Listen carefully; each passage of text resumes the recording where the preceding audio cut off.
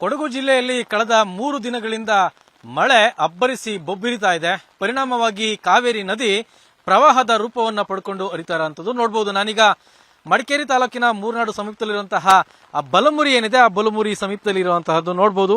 ಎಷ್ಟು ಮಟ್ಟಿಗೆ ಕಾವೇರಿ ತನ್ನ ರುದ್ರ ಪ್ರತಾಪವನ್ನ ತೋರ್ತಾ ಇದೆ ಅಂತ ಹೇಳಿ. ಅಂದ್ರೆ ಇಲ್ಲಿಂದ ಸುಮಾರು 1.5 to 2 ಕಿಲೋಮೀಟರ್ ದೂರದಲ್ಲಿ ಕಾವೇರಿ ನದಿ ಇರುವಂತದ್ದು. ಆದ್ರೆ ಇಲ್ಲಿ ಕಾವೇರಿ ನದಿ ತನ್ನ ಪ್ರತಾಪವನ್ನ ತೋರಿದೆ.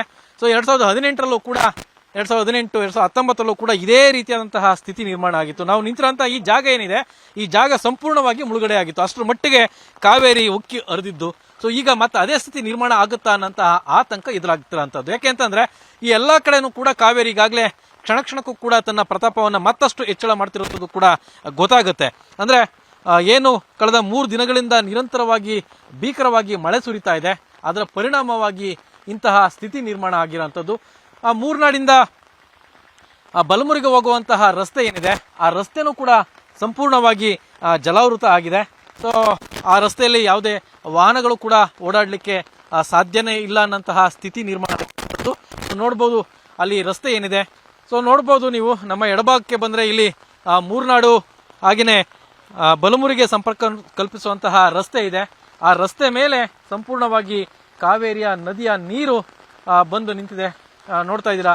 ಸೊ ಆಟೋ, ಕಾರು ಅವೆಲ್ಲವೂ ಕೂಡ ಬಲಮುರಿಗೆ ಹೋಗ್ಲಿಕ್ಕೆ ಪ್ರಯತ್ನವನ್ನ ಮಾಡ್ತಿದ್ದಾರೆ. ಆದ್ರೆ ಅದು ಸಾಧ್ಯ ಆಗೋದಿಲ್ಲ. ಯಾಕೆಂತಂದ್ರೆ ರಸ್ತೆ ಮೇಲೆ 6-7 ಅಡಿಯಷ್ಟು ನೀರು ಬಂದು ನಿಂತಿದೆ.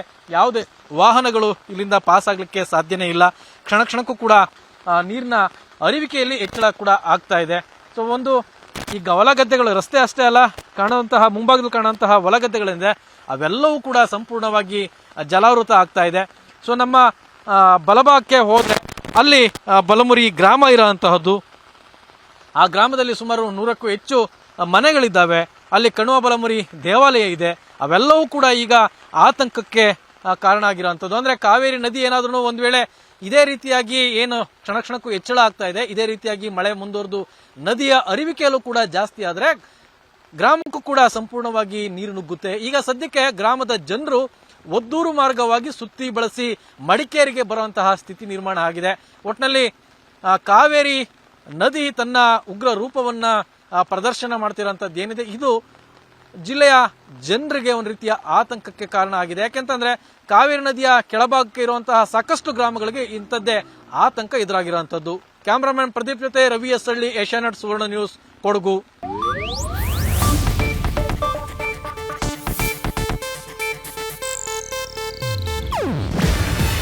ಇದು ಏಷ್ಯಾನೆಟ್ ನ್ಯೂಸ್ ನೆಟ್ವರ್ಕ್ ಪ್ರಸ್ತುತಿ. ನೀವು ನೋಡ್ತಿದ್ದೀರಾ ಏಷ್ಯಾನೆಟ್ ಸುವರ್ಣ ನ್ಯೂಸ್.